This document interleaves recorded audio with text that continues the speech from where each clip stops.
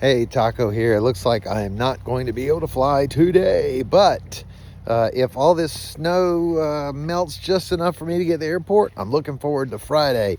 Not Friday, Monday. It's supposed to stop tomorrow, and then Monday I'll be able to maybe go flying over all this snow. So I'm looking forward to that.